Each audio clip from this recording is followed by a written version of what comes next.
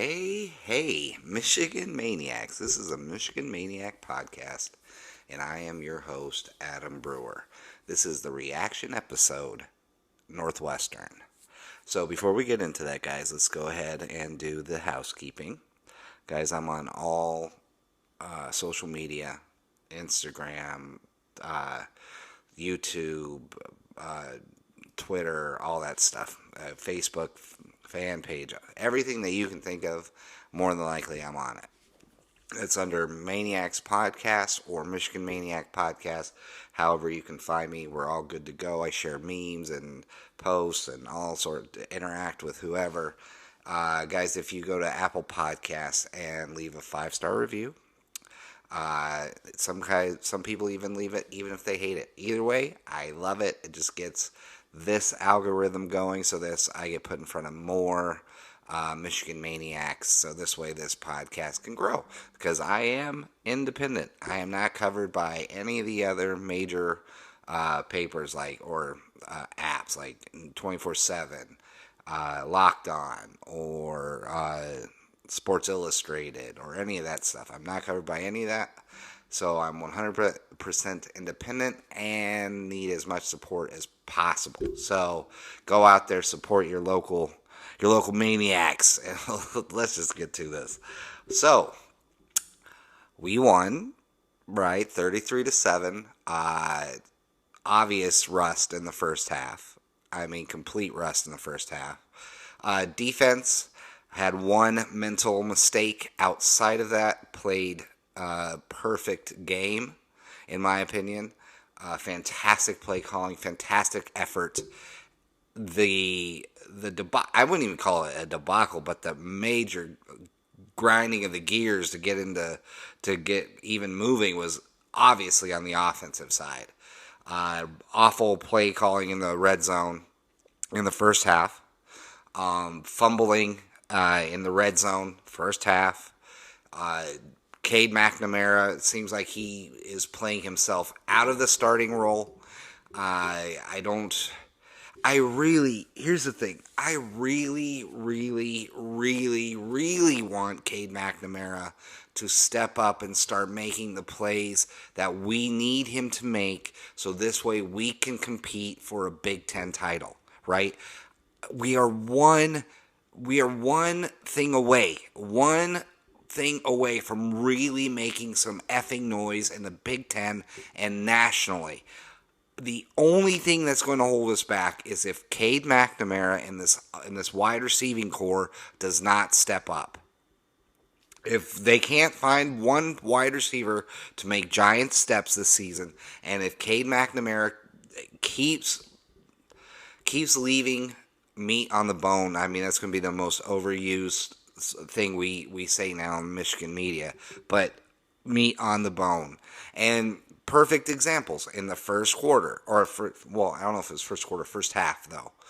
2 deep shots down the field. The first one, thank God our wide receivers play cornerback, because they break up more interceptions than anybody on the team. The second one though, Joel Klatt even said if he led the guy more to the pylon than straight up to the goalpost, that could have been a touchdown. That could have been at least easily completed. But Cade's not placing the ball where it needs to be placed, and it's putting the wide receivers into bad positions. So my question, the one that I ponder is it Cade McNamara not doing what he's supposed to do and placing the ball that can help the wide receiver make progressions? Because, I mean, wide receiver is a very dependent position. It needs a good quarterback to help them grow, right? Unless you're like a Randy Moss or something like that. But even then, look at what we had. Nico Collins. We had DPJ, who they're all major contributors to their NFL football teams. And yet, they did nothing at Michigan because of bad quarterback play. So, is it the chicken or the egg, right? Is what I can't make up my mind. If we had J.J. McCarthy and if he was able to make those plays, do our wide receivers take that next step, right? Or are they just lagging behind because they're not as talented as we think they are. It's a quandary. I don't know what to think, but it seems like that Cade McNamara is completely playing himself out of the starting position, and I love Cade McNamara. I mean, I know I've been shaky on him, but that's because I know how the talent of this team. We are so close. But I love Cade's leadership. I love how cool and calm he is. Like, it doesn't seem like anything phases him when he's out on the field. When you looked at Shea Patterson, he always looked scared to me. Always. Didn't matter. Just, I was watching, I'm going to give you a little, I know I'm rambling a certain bit, but I'll bring it all back to this. I was watching the Alabama game, right? You know the big difference between Alabama and us? They have a quarterback that makes plays. The only difference. We have a dominating defense. They have a dominating defense. Do they make boneheaded plays? Yes, they give up big plays. The only reason why Tennessee was even in that game last night for a while was that the Alabama defense gave up big plays. We occasionally give up a big play or two.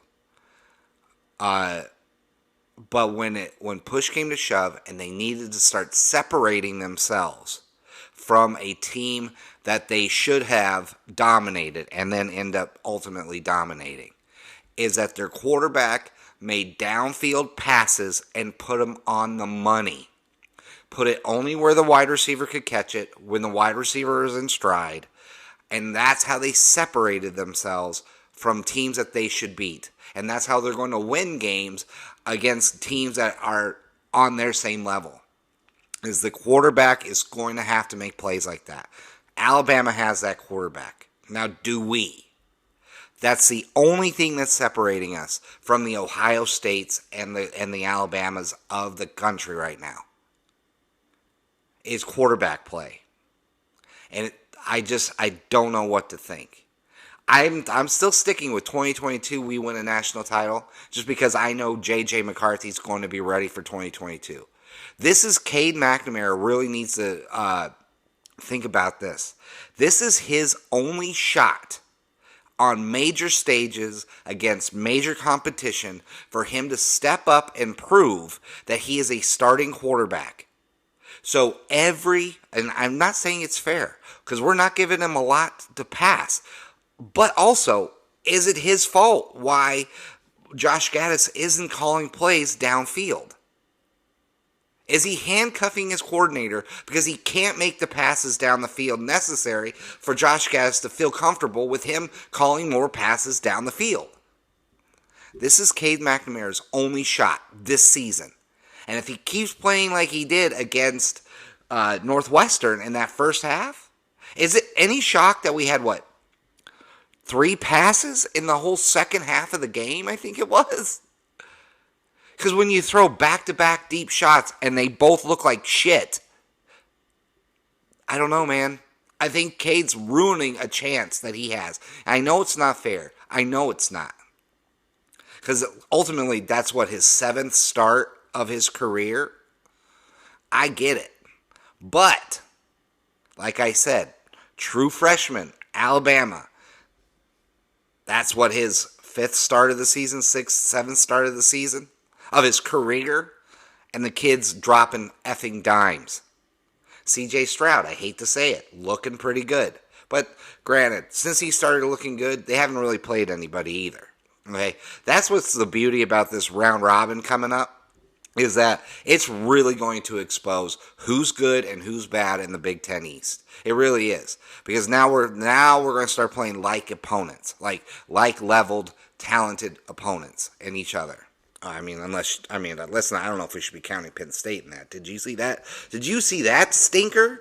Oh my God, that was one of the worst. I don't know how 2 teams, Illinois and Penn State, can make a 9 overtime game seem boring. But it was boring. I was not mentally or physically or emotionally invested in that game whatsoever. And I love overtime games. I love college football. I love exciting stuff. But that was some of the most boring shit I've ever seen in my life. 9 overtimes. I could have slept through it. I should have taken a nap. It was boring. So I don't know if we should be including Penn State in this elite talent of the Big East. I mean the Big Ten East. You know what I mean? I don't know if they have it. I don't, or is that just a lost hangover? You know what I mean? Like there's a lot of times that you have a big game, you lose, and you get that hangover, right? You see it all the time in the NFL with Super Bowls and all that kind of stuff. The next season, then the team that loses the Super Bowl usually sucks. What you're looking at, you know, I mean, like, is that what's happening with Penn State? You know, because I know it kind of happened with Nebraska last week when they lost to Minnesota, I think it was. Because, you know, they had that big game. It was basically their Super Bowl against Michigan. And then they lose, and they lose heartbreakingly like that. And then they have to go and play a decent team in Minnesota. I just don't think they were ready. They had a letdown and they lost. So is that what we were looking at with Penn State?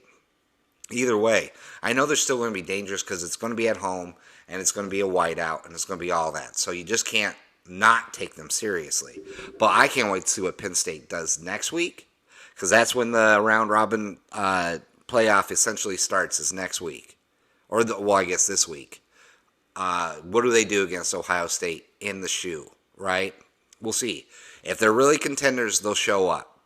If not, it's going to become increasingly more obvious that I think Michigan's going to be 10-2. That's the floor is going to be 10-2, and the ceiling is 11-1, 12. Actually, the ceiling would be 12-0. But you know, let's get past Michigan State first, right? And I can't wait to do the big game pregame Michigan State. That's coming up. Oh, also, guys. Big game pregame, Michigan State, and the first Ask Me Anything of the year coming up this week. So look for it on Twitter and on Instagram. Get your questions in. I will put up a post either today or tomorrow for you guys to start getting your questions in for a Thursday show. Yeah, Thursday show. So, just some of the questions some of the things that I noticed throughout this game, right? First of all, obviously breaking off the rust early in the first half. The offense looked like dookie, if you ask me. But at no point in time did I ever think Northwestern had a shot. Even as bad as our offense looked for the first 2 to 3 drives of the game, they were still moving it at will. I mean, our running game is phenomenal. That had no rust on it. Our offensive line looks great. Chuck Filianga. I like how that one guy pronounces it. I know it's Filiaga, but Filianga just sounds cooler. But Andrew Anthony needs to have more time on the field. He feels electric to me, right? I know I said that he's probably going to be a guy that steps up in the second half of the season, so maybe I'm looking for him to be electric, but I'll tell you, when he was on the screen, I was paying attention.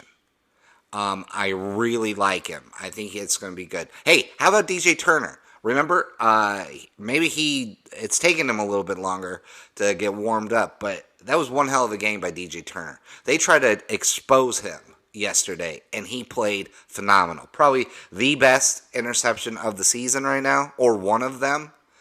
That was phenomenal. Now, is he a starter now? Because I saw Vincent Gray and I saw Jamon Green, but in that first series, it was DJ Turner and Vincent Gray starting. So I don't know if Jamon Green was hurt or I don't know what happened. I'm interested to see what happens this week against Michigan State. I want to see who gets those first snaps against that talented wide receiving core of Michigan State. But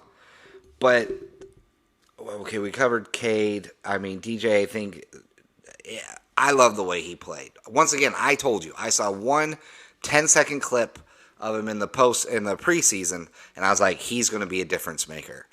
I love, if he is a starter, I love that we have now 2 physical cornerbacks who can hit, and if he's that good at covering now, if he's figured it out somehow, to have two good cover corners only makes it better, because you have two cover corners now on the outside. You put Daxton Hill as the dime guy, and then you can throw Jamon Green in there. Whew, buddy. Our defensive backfield is getting better and better.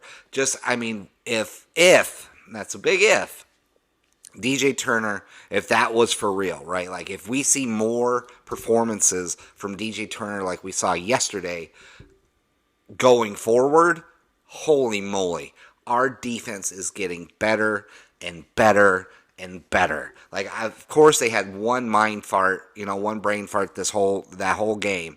And yeah, the guy went 75 yards. By the way, that whole kid only had 81 yards rushing, which 75 of it was on one play. Okay, so it's not like they were eating us up. And let's put it this way. The sign of a weak offense, or a sign that an offense really has no answers for what you're doing defensively, usually goes to trick plays. It's 100% what happens. I have seen it the decades I've been watching football.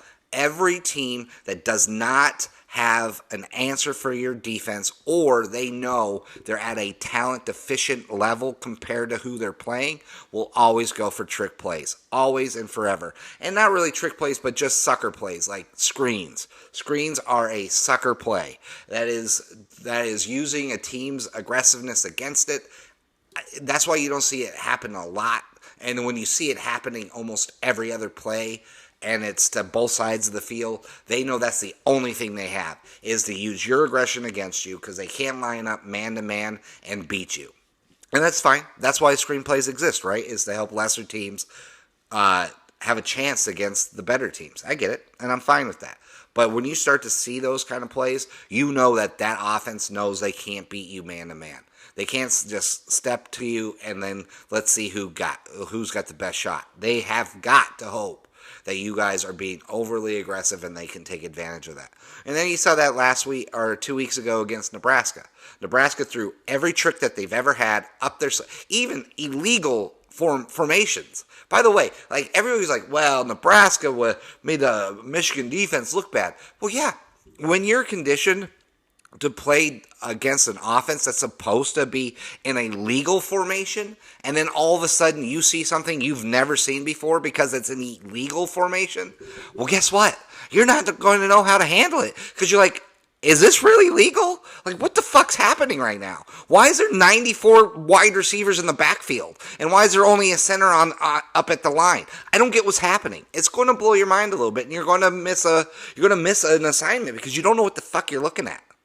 So yeah, that's why they did so poorly against Nebraska 2 weeks ago, okay? Yeah, and they threw every play. I have to give it to them. Nebraska was masterfully called. Some of those plays were really impressive. Really impressive. The legal ones, anyways, were really, really impressive. I give it to Nebraska, man. That play caller, wow, outdid himself. But that's what I'm saying. Northwestern tried. They just couldn't do it. They don't have the manpower to mess with us. So no, I never really felt we had any chance of losing this game. But you could definitely tell in the first half that it was all rust on the offensive side. I think I called it, and I don't think it was much of a, ooh, look at me, I'm so amazing that this is such a great call. But both of our running backs, once again, rushed for over 100 yards. I mean, we are so good offensively. All we need is just good quarterback play, and I think we're just going to be dominant. I really think we could beat Ohio State if our quarterback starts making passes that he needs to make. So, somebody said this to me, and I've heard it on one other podcast, I think, but I didn't really pay it no mind until recently. And it's amazing when you listen to how people, the Michigan program, or even just the announcers and color people during the game talk about Cade compared to how they talk about J.J. McCarthy, right? It is really crazy, the difference. And I mean, for obvious reasons, I guess, but they're like, oh, yeah, Cade, he's solid, he's a good leader, game manager, good guy, but he's trying, deficient, blah blah blah. And then all of a sudden JJ gets in, and it's like, oh my God, JJ's this, and Jay, look at him run around there like Mahomes, and oh look at blah. I mean, they are talking him up. Well, we don't want to overcoach him because he does things and blah. And I mean, everybody seems super excited whenever JJ McCarthy they talk about him or even watch him play. I mean, for obvious reasons, the guy is super talented, and our future is so effing bright with him. I can't wait to see what he does full time. I just can't. But it's just funny to me that's how the major difference, man. They are really setting a narrative just with tone. Just the tone of the conversation tells you the narrative in which they're setting, right? It's just, it's really kind of amazing when you just sit back and you listen to it. But did you even hear the crowd, though, when JJ came in? I mean, if I was Cade, that would not make me feel good. I'll be honest with you. Hearing the crowd cheer when JJ came in. Wow. Wow. Cade, he must be feeling the pressure, right? Because everything now is about how Cade can't do it and JJ is the savior of the world, right? And we've lived through this, Michigan fans. If you've been a Michigan fan in the 90s on, you've seen it. And it's the same old comparison that everybody says, but Drew Henson, Tom Brady. We've seen it before. Now we'll see how this one plays out. I do like the fact that Cade starts, just because I think it's a stabilizing force in the game. But I would love to see more JJ throughout the game, and let the kid pass, for heaven's sakes. Oh, and by the way, Chuck Filianga. That wasn't. I guess I don't know. I don't know how that was an illegal block. I don't know how that was a blindside block. First of all, the guy was completely looking right at the kid. Like, he didn't come from behind. He didn't do anything crazy illegal. It was right there. Like, I don't know how that was an illegal block. But once again, amazing run by JJ just to get open. Just then find the open guy. He creates so many more opportunities. I don't know if Cade does. But if Cade just hits those passes downfield, all this goes away. All this goes away. Because we're not talking about what JJ's doing. If Cade makes one of those two long passes downfield. And guess what? If he does that, then I bet Gaddis starts throwing the ball down the field more often. If Cade can just continue to make those or start making those passes down the field, he just needs to be... he's doing his best impression of Shea Patterson, just less mobile. And it's annoying me. Anyways, I thought fantastic overall game for us. Over 400 total yards, 294 yards rushing. I mean, this is everything you need going into Michigan State. You needed a confidence booster. You needed, like I said, how do we focus on a game or on a team we know we can beat? Do we put our foot on the neck of them and don't let them up, or do we get into a dogfight, right? And they absolutely did what I thought they would do, and that's put their foot on the neck and not let that team up. 33-7, a solid victory. Going into that Michigan State game. Now, they're coming off a bye, so they're probably going to be rusty, even if they're rusty for a half.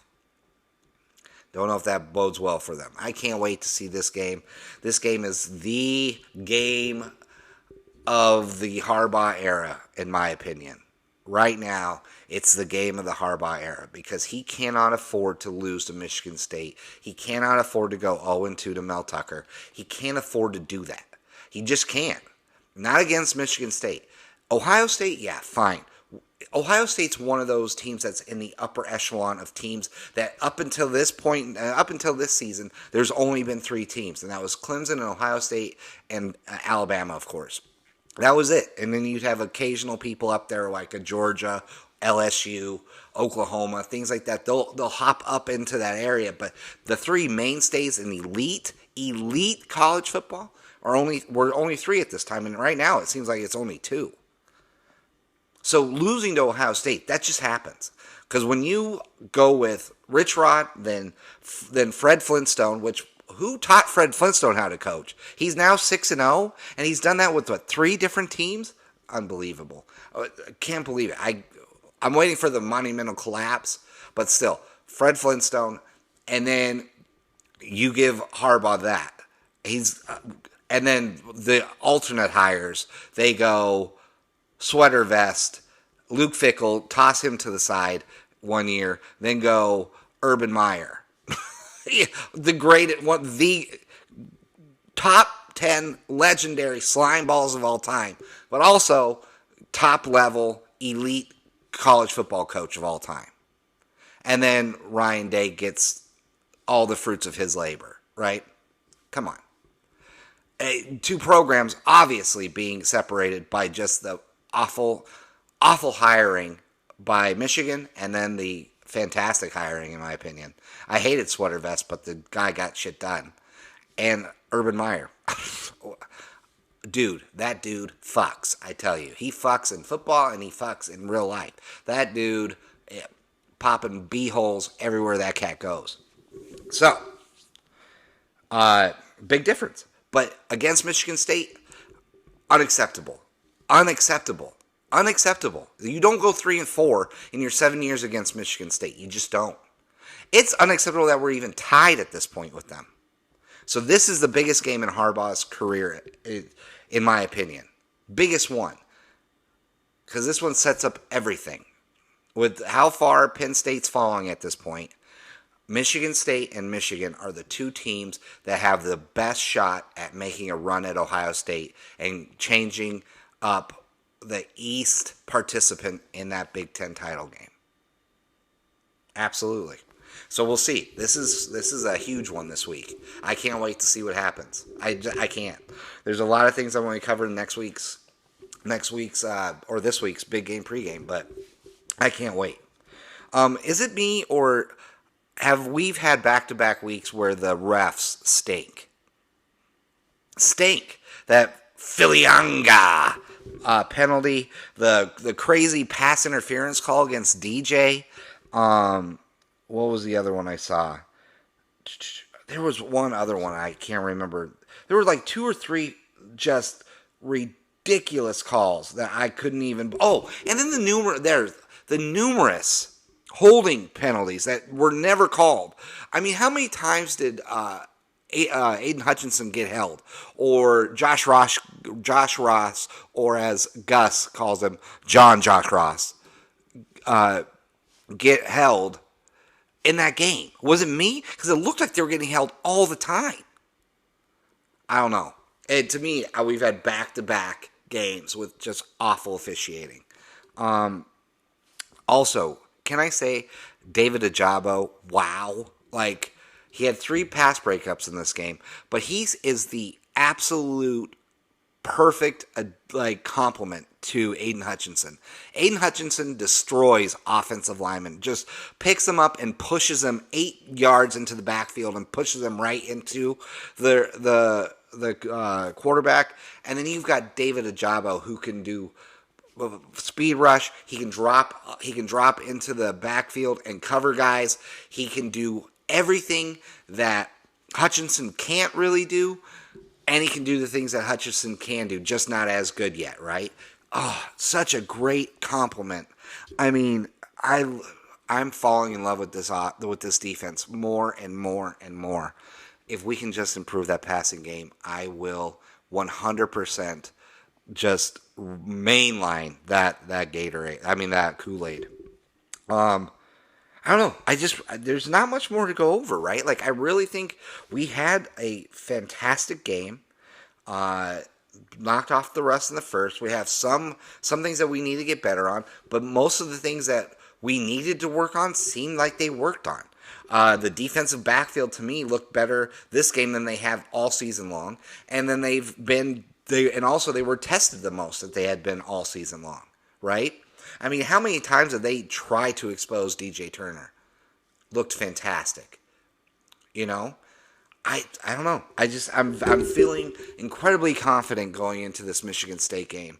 I can't wait to see what we do. I can't wait to see how Mike Hart gets these guys just fucking out, just geeked to play this game. I just don't know, guys. I'm super excited about this. I really, really am.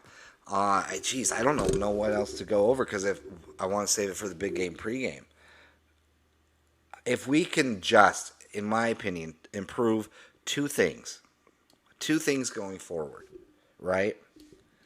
And if we do that, and I've already touched on this, but I really want to emphasize quarterback play and then red zone offense.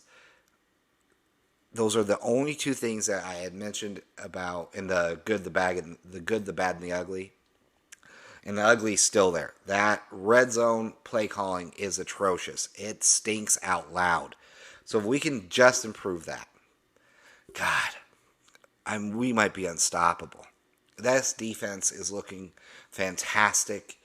Uh, it could be a 2016 battle like we saw with Ohio State. Ohio State this year is going to be electric, especially if we beat Michigan State, or I say when we beat Michigan State, and then when we beat Penn State and then knock off Indiana and Maryland on the way. This is going to be an electric game. Holy shit. I can't wait. We got 2 games this season that are just going to be on your edge of the seat, exciting. Next week starts it. Can't wait. Guys, it is super exciting right now to be a Michigan Wolverine. It really is. It is fucking awesome. I can't wait to see what happens. I can't wait. Just can't wait. All right, guys, that's it. No fake business reads this week. I have more getting in contact, trying to finalize a few newer fake business opportunities and fake reads coming up.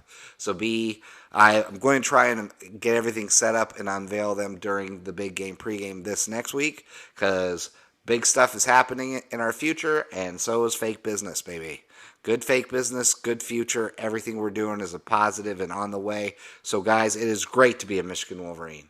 Always and forever, guys. Go Blue.